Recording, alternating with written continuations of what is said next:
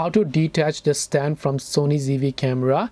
Hey everyone, welcome back to the channel. So in this video we are going to learn how we can detach this particular stand from our Sony ZV camera. So make sure to watch the video till the end. So here you can see our stand along with our camera, and if we want to detach this little camera from our stand, all we have to do is on this camera and this stand you can see this little rotating wheel.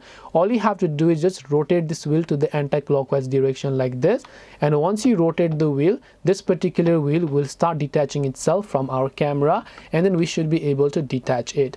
This way you will be able to detach the wheel and the stand from our camera. Hope this video was helpful. If you have got any questions, feel free to leave them down.